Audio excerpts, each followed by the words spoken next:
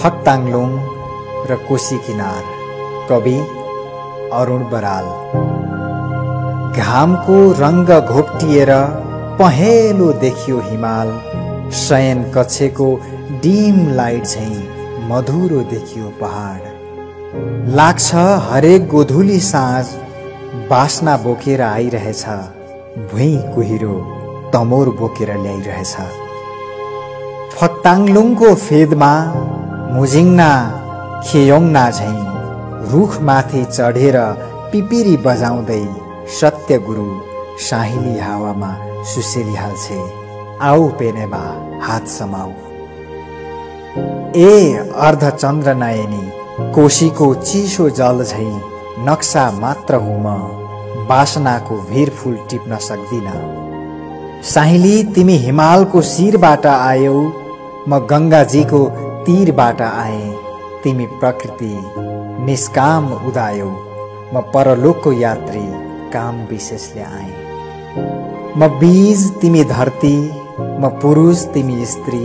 मलाई माफ गरिदेऊ साहिली, मैले तिम्रो हात छुन मिलेन, अपवित्र हुन मिलेन।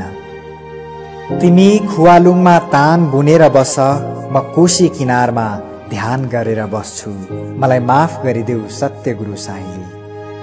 बाजे, कोशीमा फक्ताङलुङको जल मिसिएको छ, पवित्र गङ्गाजीमा मुजिङ्नाको मल मिसिएको छ। तिम्रो नाकमा मेरो शरीरको सुगन्ध ठोक्कियो कि? म रजस्वाला हुँ, तिम्रो ध्यान रोकियो कि? सुघे हुन्छ मलाई, म फूल हुँ, बिर्सिदिए पनि हुन्छ, म भूल हुँ। तिमी बग्ने बगरको म मूल हुँ। ए मत्स्यगन्धा, म त पराशर भएँ, कुहिरोले ढाक्यो म त निराकार भएँ। आऊ मेटाऊ दुई आत्माको प्यास, जन्माऊ एउटा साझा वेद व्यास। सुसुवा लिलिम जन्मिए पनि हुन्छ मेरै बीजबाट। माफ गर बाजे, म उर्वर हुँ उर्वशी होइन, म रङ्गीन हुँ अर्धाङ्गिनी होइन।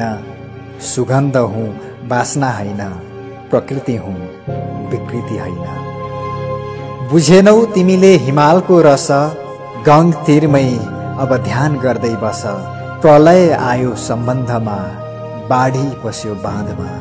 न नदी न बगर, न शून्यता न आकार, न मिलन न बिछोड, न रहस्य न निचोड।